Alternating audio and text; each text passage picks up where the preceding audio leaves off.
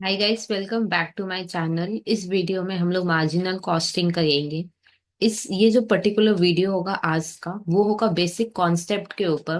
क्योंकि अगर concept clear रहेगा तो आगे सम्स फटाफट हो जाएंगे। तो ये वीडियो पर्टिकुलरली फोकस किया जा रहा है कॉन्सेप्ट पे, ठीक है यानी।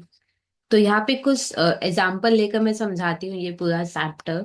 सपोज हम लोग 15,000 15,000 यूनिट्स हम लोग सेल कर रहे हैं, ठीक है।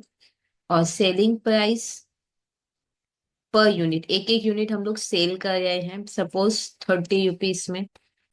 और वेरिएबल कॉस्ट पर यूनिट, एक एक यूनिट पे वेरिएबल कॉस्ट लगता है, सपोज मेरा 20। फिक्स कॉस्ट है 50,000, ठीक है।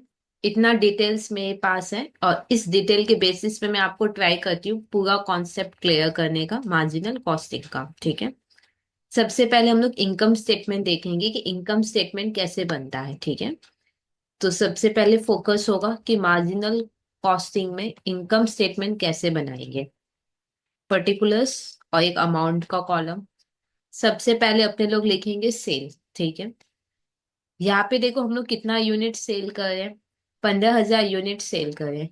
और एक एक यूनिट हम लोग 30 रुपया में सेल करें, तो 15,000 इंटू 30 करो कितना आएगा। तो आएगा 4,50,000। अब ये देखो, ये सेल में लिए क्या है, इनकम। अब इसमें हम लोग क्या करेंगे, अपना जितना भी खर्चा लगा है वो माइनस करेंगे। सबसे पहले हम लोग वेरिएबल कॉस्ट को माइनस करेंगे। तो यहाँ पे मैंने लिख दिया वेरिएबल कॉस्ट। एक एक यूनिट पे वेरिएबल कॉस्ट 20 रुपया लगा है, तो 15,000 यूनिट पे कितना लगा होगा, इंटू कर लेंगे। 15,000 इंटू 20 तो होगा 3 लाख। अब टोटल करो कितना आएगा, माइनस करेंगे तो आएगा 1.5 लाख, ठीक है। अभी सिर्फ एक ही कॉस्ट माइनस करना बाकी है, वो है फिक्स कॉस्ट, ठीक है। ये जो अभी आया इसको अपने लोग कहते हैं कंट्रीब्यूशन। वेरिएबल कॉस्ट माइनस करने के बाद जो अमाउंट आएगा कंट्रीब्यूशन, मतलब इतना अमाउंट। ये जो अमाउंट है ये कंट्रीब्यूट होगा, मतलब इस ये कंट्रीब्यूट हुआ है फिक्स कॉस्ट पे करने में, ठीक है या नहीं। एक बार फिर से समझो, ये जो अमाउंट आया इसको कहते हैं कंट्रीब्यूशन। ये किस टुवर्ड्स ये किसके टुवर्ड्स कंट्रीब्यूट करेगा, मेरा फिक्स कॉस्ट पे करने में या प्रॉफिट रिकवर करने में ये मेरे को हेल्प करेगा, ठीक है। अब देखो सेल्स लिखा मैंने, वेरिएबल कॉस्ट मैंने माइनस कर दिया, ठीक है यानी। अब क्या बाकी है, fix cost. Variable cost minus करने के बाद जो आएगा उसको कहते हैं कंट्रीब्यूशन, ठीक है। कंट्रीब्यूशन मतलब ये अब कंट्रीब्यूट करेगा मेरे को किसके towards, fix cost recover, fix cost पे करने में ये मेरे को कंट्रीब्यूट करेगा, और प्रॉफिट अर्न करने में ये कंट्रीब्यूट करेगा। अब माइनस क्या करेंगे अपने लोग, फिक्स कॉस्ट, जो कि कितना है 50,000। तो अब सॉल्व करो कितना आएगा, इसको सॉल्व करेंगे आएगा 1 लाख। ये 1 लाख हो गया मेरा नेट इनकम या प्रॉफिट, कुछ भी बोल लो, ठीक है या नहीं। अब इसको ध्यान से एक चीज मैं बता दी हूँ, ध्यान से समझना। आपके दिमाग में पता है क्या फिट है कि दीदी कोई भी डिसीजन हम लोग लेते हैं तो वो हम लोग नेट इनकम के बेसिस पे लेते हैं या नेट प्रॉफिट के बेसिस पे लेते हैं, हाँ या ना। अगर मान लो किसी में प्रॉफिट हुआ तो अपने लोग उसको उस काम को हम लोग करेंगे, अदरवाइज नहीं करेंगे। पर कॉस्ट में पता है क्या होता है, हम लोग जो भी डिसीजन लेते हैं वो कंट्रीब्यूशन के बेसिस पे लेते हैं। एक्चुअली यहाँ पे कंट्रीब्यूशन एक्चुअल में प्रॉफिट का रोल प्ले कर रहा है। कैसे कंट्रीब्यूशन प्रॉफिट का रोल प्ले कर रहा है, देखो। सेल किया मैंने, ठीक है यानी वेरिएबल कॉस्ट अगर मैंने पे कर दिया, जो सेल करके जो पैसा आया उससे मैंने क्या किया, वेरिएबल कॉस्ट पे कर दिया। वेरिएबल कॉस्ट पे करने के बाद मेरे पास 1.5 लाख रुपया बच जाएगा, हाँ या ना। अब देखो आप कोई काम करो या ना करो, फिक्स कॉस्ट तो आपका लगना ही है, हाँ या ना। तो क्योंकि फिक्स कॉस्ट लगना ही है तो डिसीजन इसके बेसिस पे होता है कि कंट्रीब्यूशन मिल रहा है कि नहीं। अगर आप काम नहीं भी करोगे तो भी आपका फिक्स कॉस्ट लगना है। सपोज हम एक काम करें उसके साथ हम एक और काम कर रहे हैं, मेरा फिक्स कॉस्ट तो लगना ही है, हाँ या ना। बस ये चेक कर लो कि कम से कम वेरिएबल कॉस्ट हम रिकवर कर पा रहे हैं कि नहीं। और उसके बाद मेरे को कुछ पैसा मिल रहा है कि नहीं, दैट इज कंट्रीब्यूशन आया है कि नहीं। अगर कंट्रीब्यूशन मिल रहा है तो हम लोग उस प्रोजेक्ट को कर लेते हैं, ठीक है। क्योंकि फिक्स कॉस्ट तो ऐसे भी लगना है। क्या ये बात क्लियर। एक पॉइंट ये क्लियर हुआ कि हम लोग नेट इनकम के बेसिस पे डिसीजन नहीं लेते हैं, हम लोग कंट्रीब्यूशन के बेसिस पे लेते हैं। क्योंकि वेरिएबल कॉस्ट देखो, अगर हम लोग अलग अलग यूनिट बनाएंगे तो वेरिएबल कॉस्ट भी फिर डिफर करते रहेगा, पर फिक्स कॉस्ट क्या है, मेरा सेम है। ठीक है या नहीं? तो अगर वेरिएबल कॉस्ट आप रिकवर कर पा रहे हो, ठीक है या नहीं, उसके बाद अगर कुछ बच जाए उसको कहते हैं कंट्रीब्यूशन। तो फिर हम लोग उस टाइप के प्रोजेक्ट को फिर एक्सेप्ट कर लेंगे। ठीक है? तो यहाँ पे जो डिसीजन होगा वो कंट्रीब्यूशन के बेसिस पे होगा। क्या ये बात क्लियर? फिक्स कॉस्ट तो ऐसे भी लगेगा, आप कुछ एक्सेप्ट करो या ना करो। ओके। अच्छा, अब एक दो चीजें ध्यान से समझो। जैसे मेरे को एक बात बता, एक फॉर्मूला फेम हुआ है। कैसा फॉर्मूला हुआ है? क्या हम ये कह सकते हैं सेल माइनस वेरिएबल कॉस्ट कहेंगे तो कंट्रीब्यूशन होगा? तो कॉपी में एक फॉर्मूला लिखो। क्या फॉर्मूला है कि सेल से अगर हम वेरिएबल कॉस्ट माइनस करेंगे तो क्या आएगा? कंट्रीब्यूशन। ठीक है, ये हुआ पहला फॉर्मूला। ठीक है। सेकेंड फॉर्मूला क्या है? कंट्रीब्यूशन से अगर हम फिक्स कॉस्ट माइनस करते हैं तो क्या आएगा? नेट इनकम या प्रॉफिट। तो कंट्रीब्यूशन से अगर हम फिक्स कॉस्ट माइनस करेंगे तो इनकम या प्रॉफिट। ठीक है।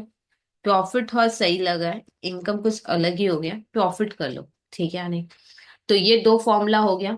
पहला फॉर्मूला क्या है कि सेल से अगर हम वेरिएबल कॉस्ट माइनस कर लेंगे तो जो पैसा आएगा उसको कहते हैं कंट्रीब्यूशन।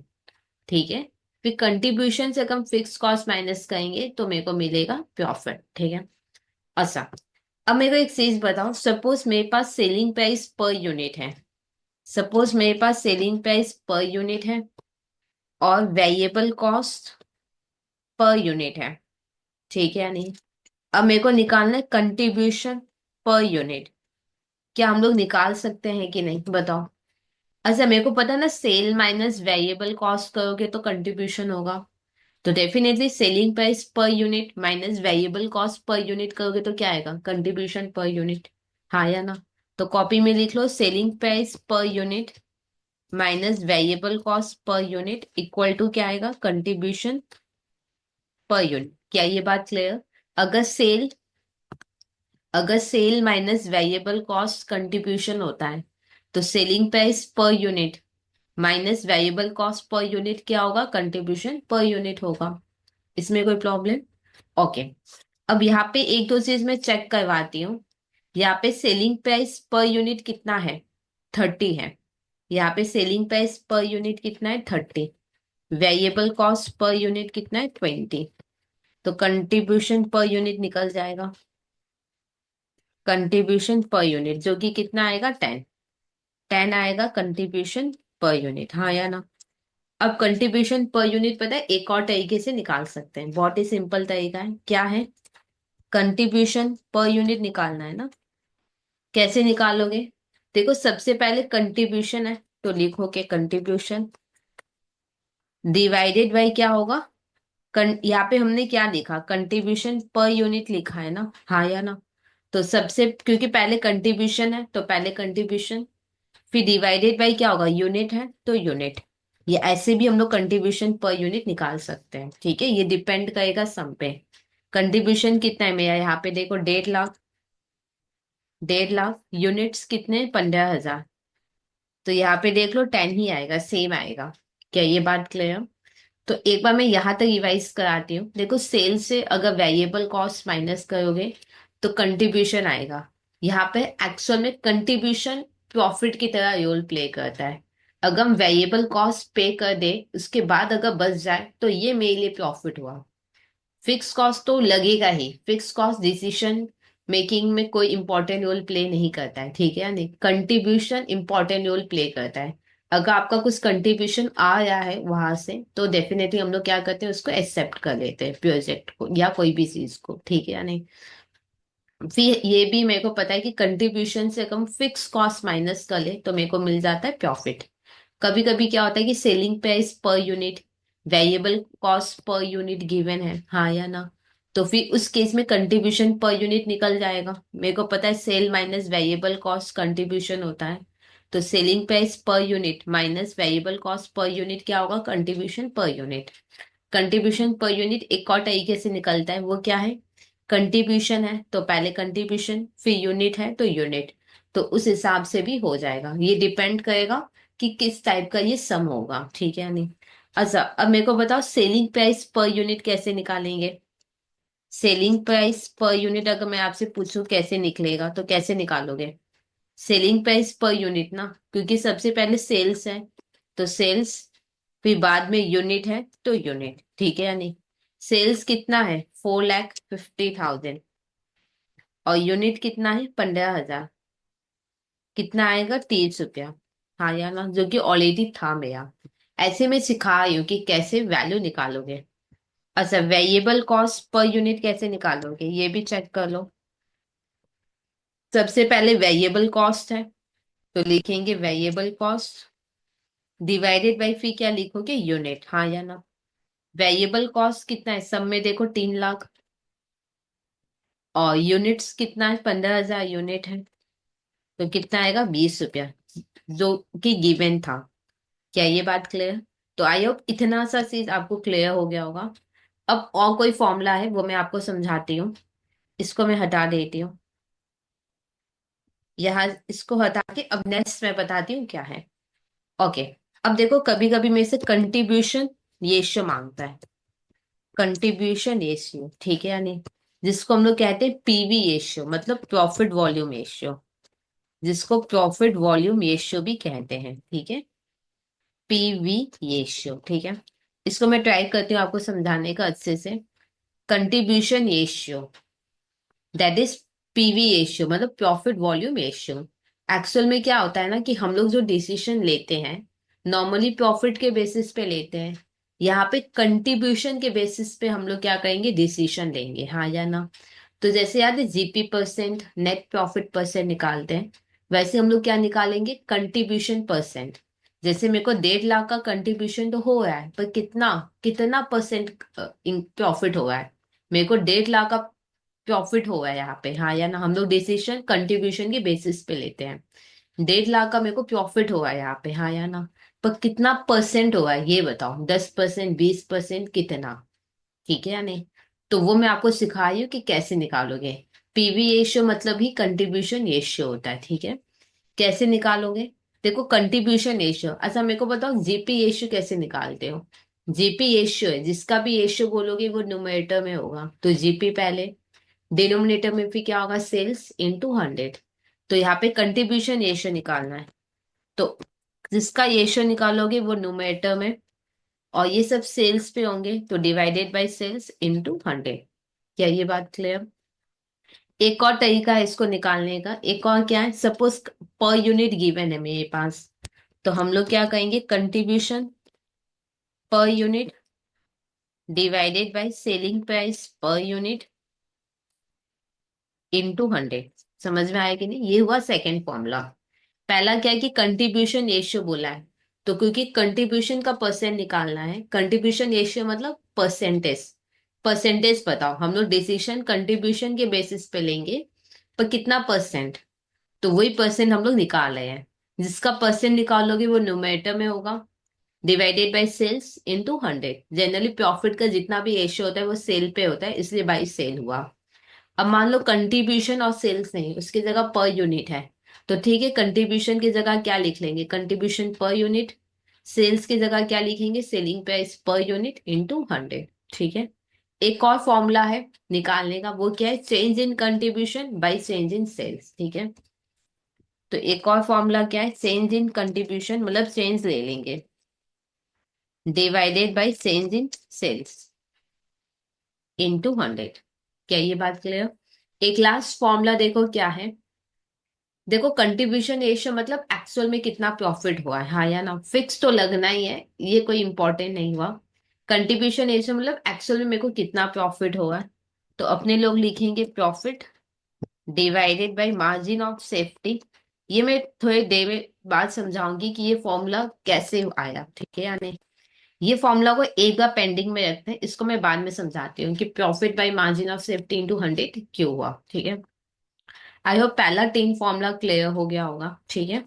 अब जैसे मैं चेक करवाती हूँ कंट्रीब्यूशन कितना आया था मेरा 1.5 लाख, हाँ या ना, और सेल्स कितना था 4,50,000 इंटू 100, तो ये तो पॉइंट में आएगा, तो आएगा 33.3333%, ठीक है या नहीं? ओके। अच्छा, मेरे पास कंट्रीब्यूशन पर यूनिट भी आया था, एक बार चेक करना, मैंने लिखवाया था आपको, हाँ या ना? जो कि 10 आया था। देखो, सेलिंग प्राइस पर यूनिट 30 है, वेरिएबल 20 है। सेल से वेरिएबल माइनस करोगे तो क्या आएगा? कंट्रीब्यूशन। और कंट्रीब्यूशन पर यूनिट चाहिए, तो पर यूनिट माइनस कर लो, तो 10 आया था, हाँ या ना? तो 10 divided by selling price per unit कितना है? 30 इंटू 100। तो देखो सेम ही आएगा, कोई भी फॉर्मूला लगा लो, सेम आंसर ही आना है, ठीक है? ये वाला हम लोग नहीं कर सकते, क्योंकि चेंज इन कंट्रीब्यूशन मतलब 2 साल का गिवन हो या 2 पीरियड का गिवन हो, तब चेंज इन कंट्रीब्यूशन और चेंज इन सेल्स निकलेगा, ठीक है? तो इसको एक बार हम लोग रहने देते हैं, ठीक है? जब जब मेरे पास 2 पीरियड का कंट्रीब्यूशन और सेल्स होगा, तभी हम लोग लगा पाएंगे, अदरवाइज नहीं लगा पाएंगे। और ये तो मैंने अभी समझाया नहीं, तो इसको मैं बाद में समझाती हूँ, ठीक है? अच्छा, अब मान लो एक और फॉर्मूला यहाँ पे आता है, वो है वेरिएबल कॉस्ट रेशियो। मतलब वेरिएबल कॉस्ट तो मेरा लगेगा कितना परसेंट, ठीक है या नहीं? तो वेरिएबल कॉस्ट रेशियो कैसे निकालोगे? जिसका भी रेशियो मतलब परसेंट, वेरिएबल कॉस्ट रेशियो मतलब वेरिएबल कॉस्ट का परसेंट निकाल रहे हैं, ठीक है या नहीं? तो जिसका भी परसेंट निकालोगे वो न्यूमरेटर में होगा। तो वेरिएबल कॉस्ट न्यूमरेटर में, जितने भी कॉस्ट या प्रॉफिट होते हैं वो सब सेल्स पे होते हैं, तो डिवाइडेड बाई सेल्स इंटू 100, ठीक है? अब वेरिएबल कॉस्ट कितना है? वेरिएबल, अच्छा इसको भी हम लोग पता है, अगर मान लो वेरिएबल कॉस्ट नहीं है मेरे पास, पर यूनिट है, तो कोई बात नहीं, variable cost per unit divided by selling price per unit into 100, ठीक है?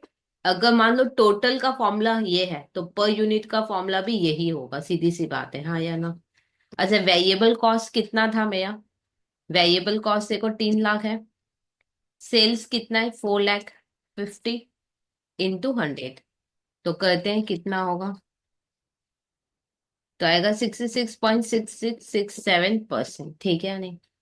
ओके, अब वेरिएबल कॉस्ट पर यूनिट के बेसिस पे कर लेते हैं।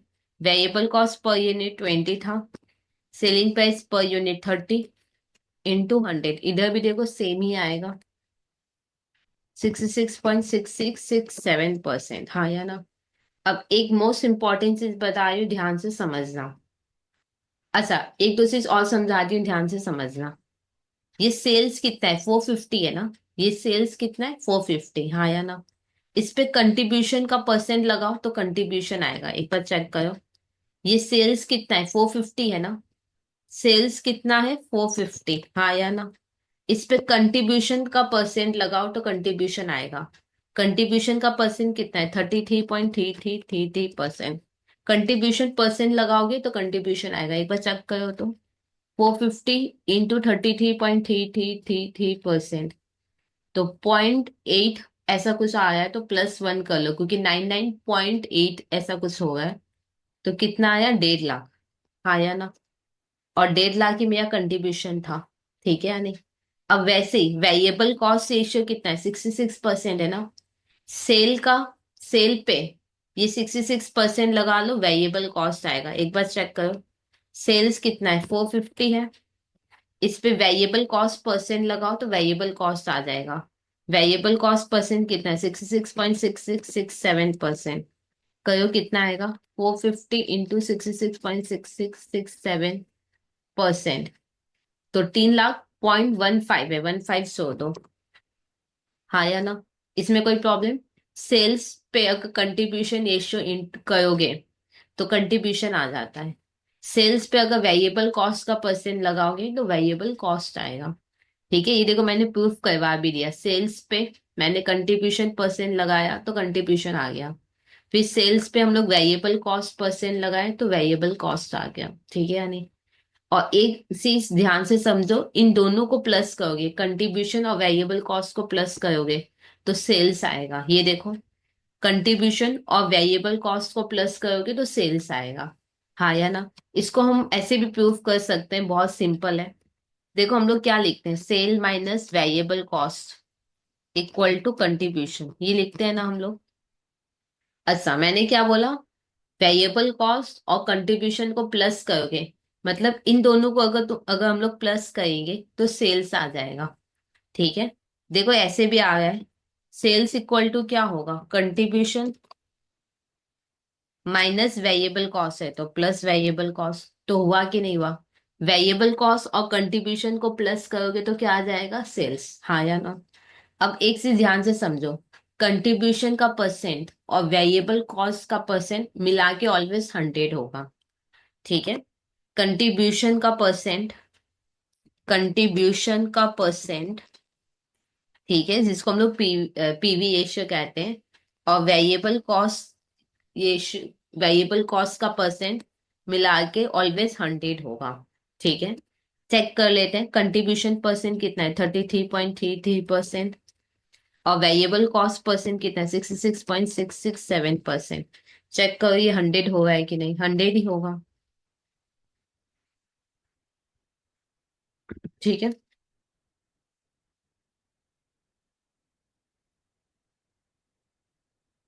डॉट 100 आया और 100 ही आएगा, पॉइंट की वजह से अगर हल्का सा डिजिट आगे पीछे हो तो उसको एडजस्ट कर लेना। क्या ये बात क्लियर है? देखो दोनों का परसेंट, वेरिएबल कॉस्ट का परसेंट और कंट्रीब्यूशन का परसेंट मिला के ऑलवेज क्या होगा, 100। समझ में आया कि नहीं? अच्छा, सेल्स पे अगर कंट्रीब्यूशन परसेंट लगाओगे तो कंट्रीब्यूशन आएगा, सेल्स पे अगर वेरिएबल कॉस्ट परसेंट लगाओगे तो वेरिएबल कॉस्ट आएगा, दोनों परसेंट को मिला के 100 आएगा, ये ध्यान रखना। ये बात क्लियर? ओके। अब मेरे को एक बात बताओ, कोई सम में अगर अगर मान लो कोई सम में वेरिएबल कॉस्ट परसेंट है 30%, तो कंट्रीब्यूशन रेशियो कितना होगा, कंट्रीब्यूशन रेशियो फिर कितना होगा, मतलब पीवी रेशियो कितना होगा, दोनों मिला के 100 होता है, तो अगर ये 30 है तो ये कितना होगा, 70। या सपोज कंट्रीब्यूशन रेशियो अगर 40% है तो वेरिएबल कॉस्ट रेशियो इस केस में कितना होगा, वेरिएबल कॉस्ट रेशियो क्या होगा इस केस में, अगर दोनों मिला के 100 होगा, ये 40 है तो फिर ये होगा 60। क्या ये बात क्लियर? ओके, अब मैं इसको हटाती हूँ। अच्छा, एक और चीज मैं बताती हूँ, एक दिमाग में डाउट होगा, आपके दिमाग में ये डाउट होगा कि दीदी सेल्स पे कंट्रीब्यूशन परसेंट करोगे तो कंट्रीब्यूशन आ जाएगा, सेल्स पे वेरिएबल कॉस्ट परसेंट करोगे तो वेरिएबल कॉस्ट आएगा। क्या ये कॉन्सेप्ट पर यूनिट के लिए भी सेम है? आंसर है हाँ। जैसे सेलिंग प्राइस पर यूनिट आपने पकड़ा है 30, हाँ या ना, इस पे आप कंट्रीब्यूशन परसेंट लगाओ तो कंट्रीब्यूशन आएगा। कंट्रीब्यूशन परसेंट कितना है, 33.333%। करो कितना होगा, तो 9.99 है तो +1 करो तो 10 हुआ। ये 10 क्या हुआ, क्योंकि सेलिंग प्राइस ये पर यूनिट था, तो ये कंट्रीब्यूशन भी क्या होगा, पर यूनिट ही आएगा। हाँ या ना, सेम कॉन्सेप्ट, जो चीज टोटल के लिए वो पर यूनिट के लिए भी है। अब आपके दिमाग में होगा दीदी sales selling price per unit मान लो 30 है, इस पे अगर हम वेरिएबल कॉस्ट परसेंट लगाएंगे, वेरिएबल कॉस्ट परसेंट कितना था हम लोग का, 66.6667% होगा, क्योंकि अगर ये 30 थी है, कंट्रीब्यूशन रेशियो अगर 30 थी है तो वेरिएबल कितना होगा, इतना ही होगा। सॉल्व करो कितना आएगा, 20 आएगा। 20 क्या होगा, वेरिएबल कॉस्ट परसेंट लगाया है तो 20 क्या आया, वेरिएबल कॉस्ट आया। अब सेलिंग प्राइस खुद पर यूनिट था तो आंसर भी किस में आएगा, पर यूनिट में आएगा, ये ध्यान रखना। ठीक है, ये एक डाउट हो गया। अच्छा, यहां तक हम लोग ने कर लिया। अब मैं आपको समझाती हूँ ब्रेक इवन पॉइंट और मार्जिन ऑफ सेफ्टी। ठीक है, ब्रेक इवन पॉइंट क्या होता है, एक ऐसा पॉइंट जिसमें अपने को ना प्रॉफिट होगा ना लॉस होगा। सपोज मेरा ब्रेक इवन पॉइंट है 10,000 यूनिट, सपोज, ठीक है, यानी इसका मतलब क्या है कि अगर हम डॉट 10,000 यूनिट सेल करेंगे तो ना मेरे को प्रॉफिट होगा ना लॉस होगा, मेरा सारा खर्चा रिकवर होगा उसमें। ठीक है या नहीं? जैसे हम 10,000 से ज्यादा सेल करेंगे तब मेरे को क्या होना स्टार्ट होगा, प्रॉफिट। और मान लो 10,000 से अगर हम कम सेल करें, अभी मान लो 5 कर रहे हैं, तो डेफिनेटली मेरे को इधर लॉस होगा। देखो मैं समझाती हूँ, सपोज 10,000 यूनिट मेरा ब्रेक इवेंट पॉइंट है, मतलब यहाँ पे ना मेरे को प्रॉफिट होना है ना मेरे को लॉस होना है। ठीक है या नहीं? तो इसका मतलब इसका मतलब अगर हम मान लो ज्यादा सेल, मतलब 10,000 यूनिट तक अगर हम सेल करेंगे तो नो प्रॉफिट नो लॉस। इससे अगर हम ज्यादा में सेल करेंगे, ठीक है, तब अपने को प्रॉफिट होगा। यहाँ पे 10,000 अगर हम यूनिट सेल कर रहे हैं और ये मेरा ब्रेक इवन पॉइंट है, इसका मतलब यहाँ पे मेरा टोटल कॉस्ट क्या हुआ है, ये कवर हुआ है। और यहाँ पे मेरे को नो प्रॉफिट नो लॉस होगा। मान लो हम 12,000 सेल कर रहे हैं, हाँ या ना? तो फिर मेरे को यहाँ पे पक्का क्या होगा, प्रॉफिट होगा। क्या ये बात क्लियर? मान लो हम 12,000 यूनिट सेल कर रहे हैं, तो मेरे को कितना होगा, प्रॉफिट होगा, हाँ या ना? और प्रॉफिट पता है कितने यूनिट्स पे होगा? कितने यूनिट्स पे होगा? 10। देखो 12,000 मैंने सेल किया है, 10,000 तो मेरे को पता है कि 10,000 यूनिट तक मेरा तो सारा कॉस्ट ही ये कवर हुआ है। देखो मैंने देखो मैंने 12,000 यूनिट सपोज सेल किया है, हाँ या ना? और मान लो 10,000 मेरा ब्रेक इवन है। तो मेरे को पता है कि इस 12,000 में 10,000 यूनिट तक तो मेरे को नो प्रॉफिट नो लॉस हुआ है, हाँ या ना? इस 10,000 यूनिट में मेरे को नो प्रॉफिट नो लॉस हुआ है। तो जो मेरे को प्रॉफिट हुआ है वो कौन से यूनिट पे हुआ होगा, नेक्स्ट 2,000 यूनिट पे। नेक्स्ट 2,000 यूनिट पे मेरे को क्या हुआ है, प्रॉफिट हुआ है। क्या ये बात क्लियर? अब ये जो 10,000 यूनिट है, इसको हम लोग क्या बोलेंगे, ब्रेक इवेंट पॉइंट। इसको अपने लोग क्या बोलेंगे, ब्रेक इवेंट पॉइंट। और एक्चुअल में प्रॉफिट मेरे को इतने यूनिट से हुआ है, तो इसको हम लोग बोलेंगे मार्जिन ऑफ सेफ्टी। मतलब जैसे ही आप ब्रेक इवेंट से ज्यादा सेल करोगे तब आप सेफ पॉइंट में आओगे। डॉट 10,000 सेल किया तो नो प्रॉफिट नो लॉस। जैसे आप थोड़ा ज्यादा सेल करोगे, 10 से ज्यादा, तब आप और सेफ साइड में आओगे। तो जितना ज्यादा सेल कर रहे हो आप उतने ज्यादा सेफ साइड में आ रहे हो। जैसे यहाँ पे मैंने 2,000 ज्यादा सेल किया, तो जितना ज्यादा सेल करेंगे उतना हम ज्यादा सेफ साइड में रहेंगे। तो इसको हम लोग बोलेंगे मार्जिन ऑफ सेफ्टी। क्या ये बात क्लियर? 10,000 यूनिट है मेरा ब्रेक इवेंट पॉइंट, मतलब जहाँ पे ना मेरे को प्रॉफिट होगा ना लॉस। मान लो मैंने 12,000 यूनिट सेल किया है, तो किसी के दिमाग में ये होगा कि मैंने 12,000 यूनिट सेल किया है, तो प्रॉफिट भी पक्का मेरे को 12,000 पे होगा। आंसर नहीं।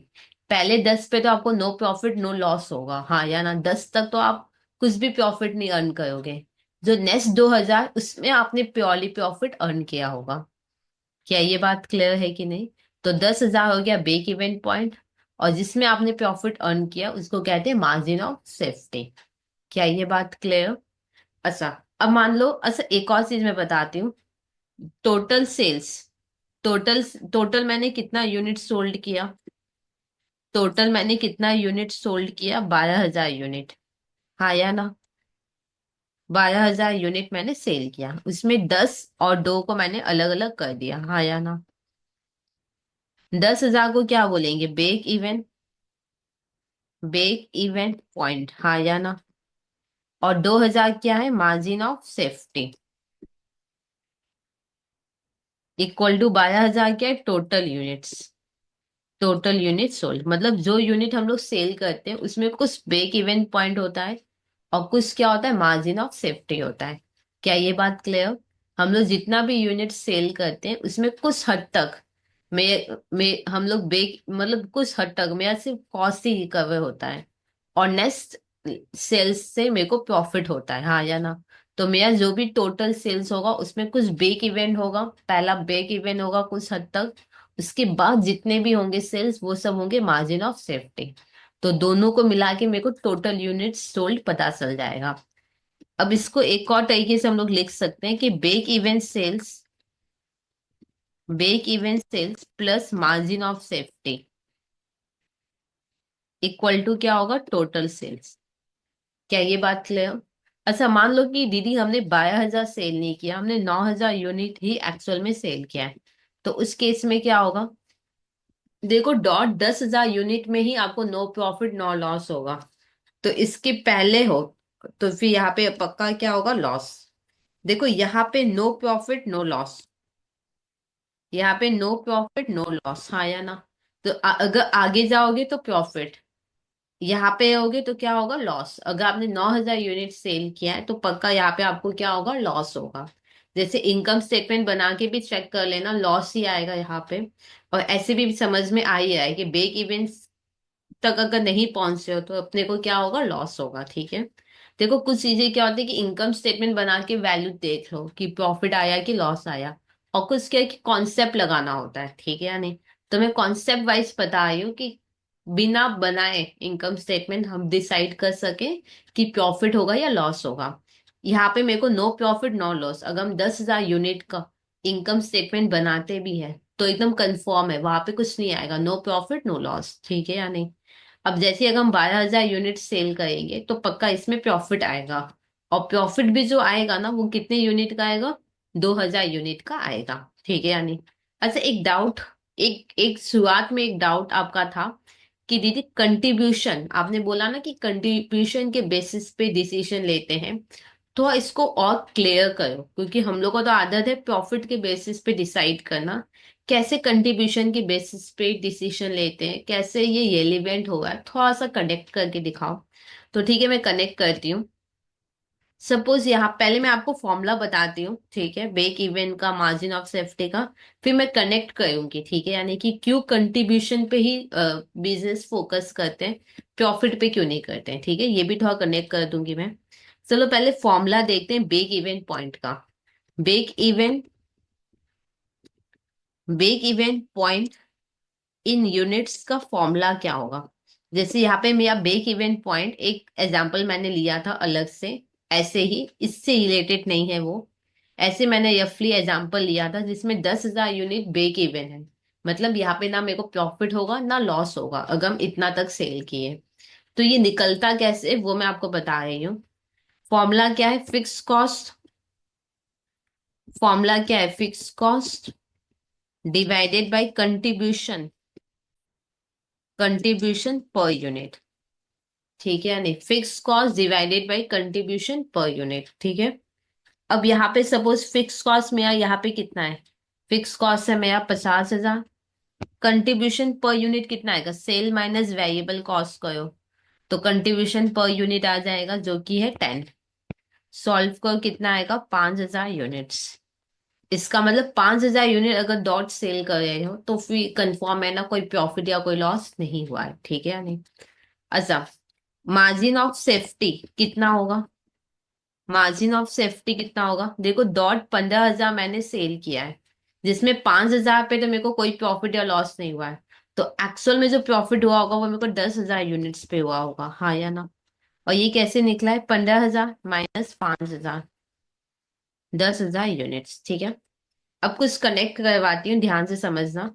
ब्रेक इवन पॉइंट का फॉर्मूला अभी तक कंप्लीट नहीं हुआ, और ब्रेक इवन सेल ये सब भी है, उसको मैं कराऊंगी, पहले इधर कनेक्ट कराती हूँ कुछ मैं।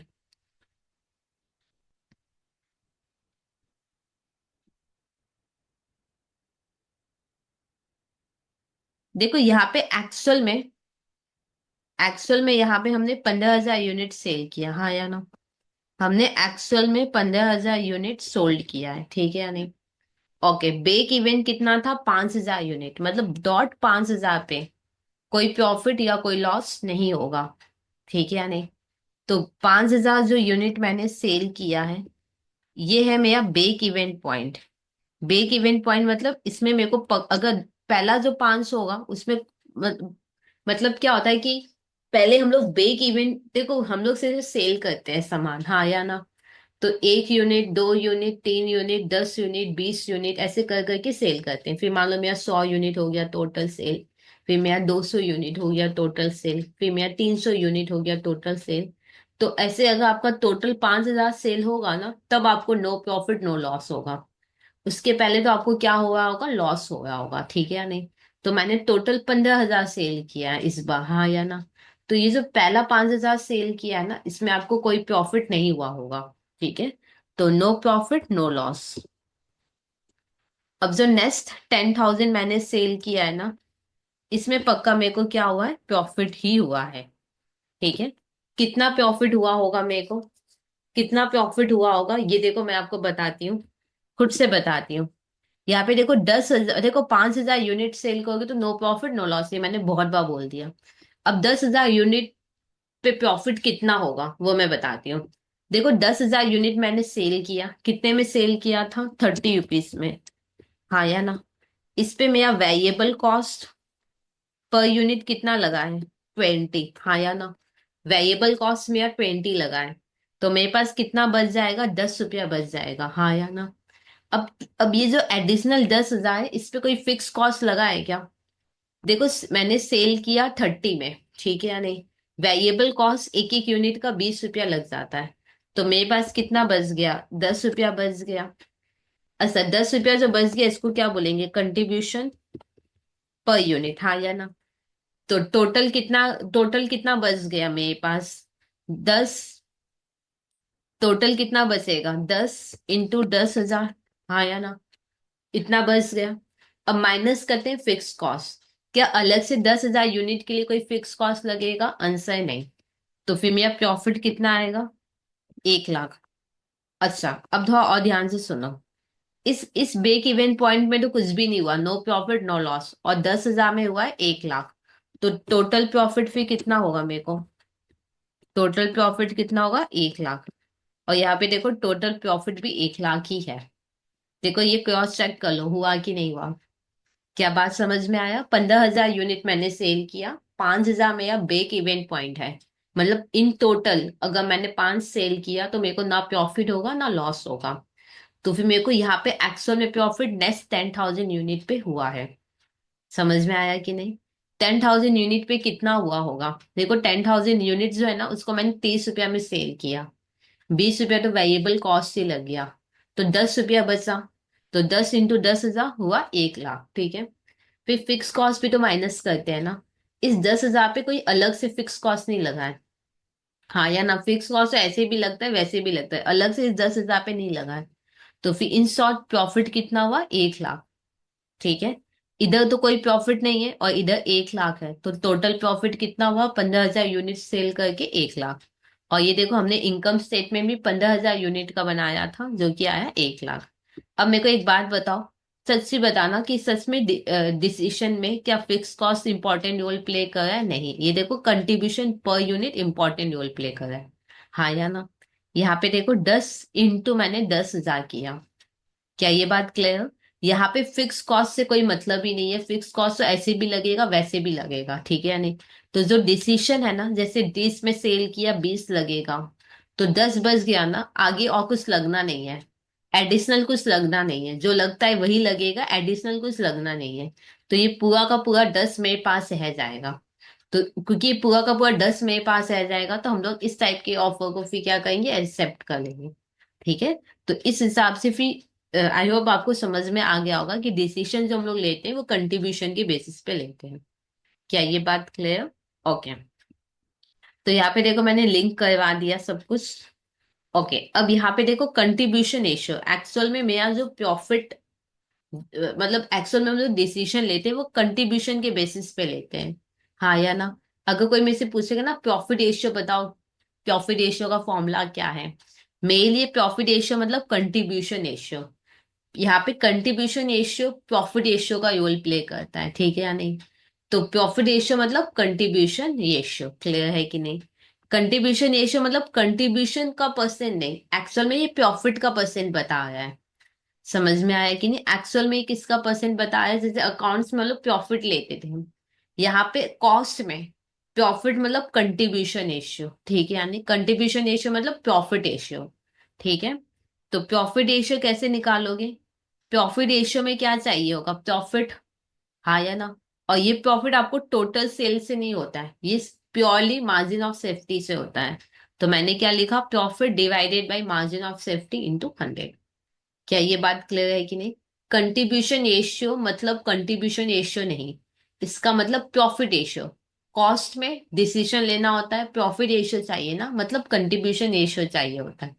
मतलब सेम सेम, दोनों का मतलब एकदम सेम है, ठीक है या नहीं। प्रॉफिट रेशियो कैसे निकलेगा, प्रॉफिट, और प्रॉफिट अपने को टोटल सेल्स पे नहीं होता है, प्योरली मार्जिन ऑफ सेफ्टी पे होता है। तो divided by margin of safety into 100। क्या ये बात क्लियर? ओके। अब यहाँ पे देखो break even point in units निकाल लिया हमने, फॉर्मूला क्या है, fix cost divided by contribution per unit, ठीक है। अब 5,000 ब्रेक इवन पॉइंट है, तो बाद बाकी क्या होगा, मार्जिन ऑफ प्रॉफिट। कंपनी को एक्चुअल में प्रॉफिट कहाँ से हुआ होगा, 10,000 यूनिट से हुआ होगा। ओके, अब break even sales, break even sales कैसे निकालेंगे? ब्रेक इवन सेल्स कैसे निकालोगे? एक तो सिंपल तरीका है बिना फॉर्मूला के। क्या है तरीका? ब्रेक इवन सेल मतलब ब्रेक इवन पॉइंट को ही तो सेल्स में कन्वर्ट करना है ना। तो ब्रेक इवन पॉइंट कितना है? 5,000। हाँ या ना? और एक एक यूनिट कितने में सेल कर रहे थे हम लोग? 30 रुपया में। ब्रेक इवन को सेल्स में कन्वर्ट करना है। ब्रेक इवन है 5,000 यूनिट, और एक एक यूनिट हम लोग 30 में सेल कर रहे थे, तो हो गया कितना? 1.5 लाख। हाँ या ना? तो फॉर्मूला क्या बना? Break even point into selling price per unit. ठीक है। एक और फॉर्मूला क्या है यहाँ पे? Fix cost. फिक्स कॉस्ट जैसे break even point in units में फिक्स कॉस्ट है, तो इधर भी fix cost divided by contribution ratio, जिसको हम लोग पीवी रेशियो भी कहते हैं। डिवाइडेड बाय क्या होगा? Contribution ratio. ठीक है। एक बार करो, फिक्स कॉस्ट कितना था मेरा? 50,000। कंट्रीब्यूशन रेशियो कितना है? 33.3333%। चेक करो।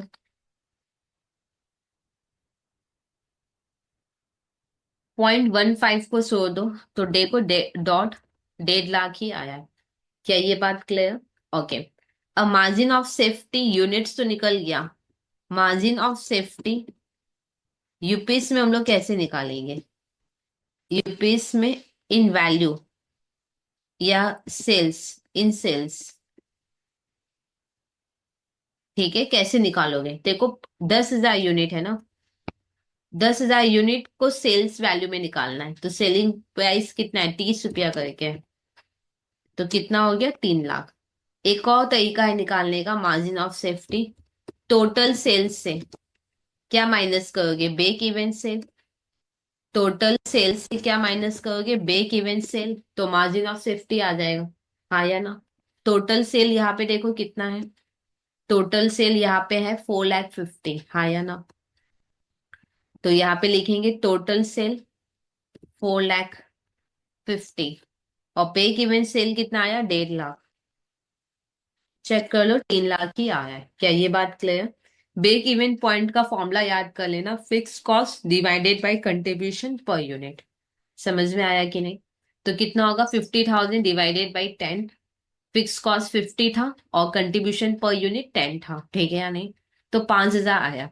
अच्छा, इसको ना मैं लिंक करके समझाती हूँ कि ऐसा फॉर्मूला क्यों बना है। ठीक है, ऐसा फॉर्मूला क्यों बना है मैं लिंक करके आपको समझाती हूँ, ध्यान से समझना।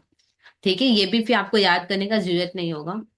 देखो, ब्रेक इवन पॉइंट मतलब इतना हम सेल करें कि मेरे को नो प्रॉफिट नो लॉस हो। ठीक है या नहीं? देखो, यहाँ पे 30 रुपया में हम लोग सेल करते हैं, 20 रुपया मेरा वेरिएबल कॉस्ट लग जाएगा। ठीक है या नहीं? तो मेरे पास कितना रुपया बचेगा? 10 रुपया बचेगा।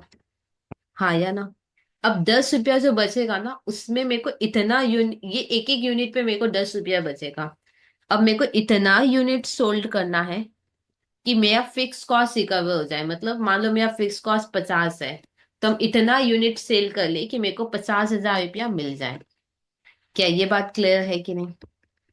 तो कितना यूनिट सोल्ड करोगे कि 50,000 मिल जाए? कितना यूनिट सोल्ड करोगे? 50,000 डिवाइडेड बाई 10। हाँ या ना? तो कितना आएगा? 5,000 यूनिट। मतलब 5,000 यूनिट सेल करोगे तो आपका 50,000 रिकवर हो जाएगा। क्या ये बात क्लियर?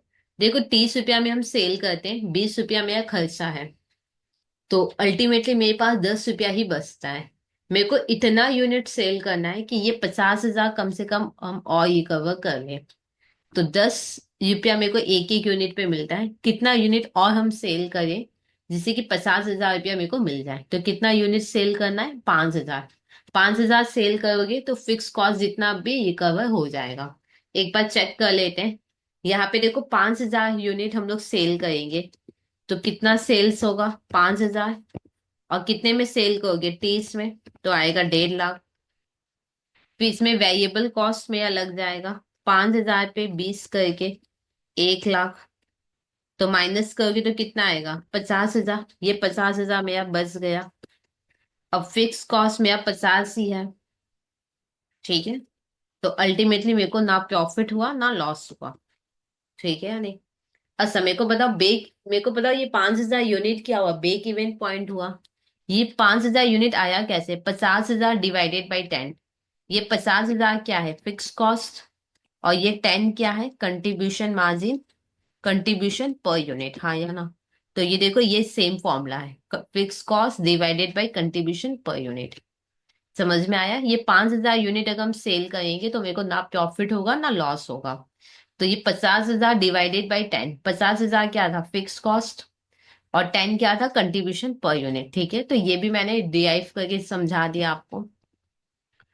और देखो, अगर 5,000 यूनिट ब्रेक इवन पॉइंट है, टोटल 15 सेल कर रहे हैं, 5,000 ब्रेक इवन है, तो बाद बाकी क्या होगा? Margin of safety. और ब्रेक इवन सेल कैसे निकालोगे? इसको सेल में कन्वर्ट करना है ना, तो 5,000 into selling price per unit कर लो। ठीक है या नहीं? या फिर एक फॉर्मूला क्या है? Fix cost divided by contribution ratio, तो उससे भी आ जाएगा। मार्जिन ऑफ सेफ्टी वैल्यू पे कैसे निकालोगे? यूनिट गिवन है ना मार्जिन ऑफ सेफ्टी का, into selling price per unit कर लो। नहीं तो टोटल सेल से ब्रेक इवन सेल माइनस कर लो, तो भी क्या आ जाएगा? Margin of safety. ठीक। तो एक और फॉर्मूला है जो सब में लगेगा, वो क्या है? जैसे प्रॉफिट, प्रॉफिट कैसे आता है बताओ तो? कंट्रीब्यूशन से फिक्स कॉस्ट माइनस कर लेंगे तो आ जाएगा। तो कंट्रीब्यूशन माइनस फिक्स कॉस्ट करेंगे तो प्रॉफिट आ जाएगा, हाँ या ना? अब मेरे को एक बात बताओ, कंट्रीब्यूशन कैसे आएगा? सेल्स पे अगर हम कंट्रीब्यूशन रेशियो लगा दे तो कंट्रीब्यूशन आ जाएगा कि नहीं? तो सेल्स पे क्या लगाएंगे? Contribution ratio. तो ये आ गया कंट्रीब्यूशन, फिर माइनस फिक्स कॉस्ट। ठीक है, तो ये एक फॉर्मूला हो गया जो कभी कभी अपने को लगाना पड़ सकता है। ठीक है, तो मैक्सिमम जितने भी फॉर्मूला थे वो मैंने ले लिए। कंट्रीब्यूशन रेशियो मतलब पीवी रेशियो। ठीक है, तो जितने भी फॉर्मूला होने चाहिए वो मैंने कवर कर लिया। अब कोई और फॉर्मूला यह भी जाएगा तो सम करवाते समय मैं ले लूंगी। तो ये कॉन्सेप्ट कंप्लीट हुआ। अगर आपको पूरे कोर्स के लिए खुद को इनॉल करना है तो प्लीज चैनल को सब्सक्राइब कर लेना, क्योंकि अगर आप सर्च करोगे तो ये नहीं दिख रहा है। शायद हो सकता है कि अपने आप ये दिखने लग जाए, यूट्यूब का पता नहीं क्या प्रॉब्लम है। तो प्लीज चैनल को सब्सक्राइब कर लेना, जिससे कोई भी नया वीडियो हो तो उसका अपडेट आपको मिलता है। और आज की क्लास में अगर कोई डाउट रह जाए तो कमेंट सेक्शन में लिख सकते हो, मैं डेफिनेटली आपके डाउट्स क्लियर कर दूंगी।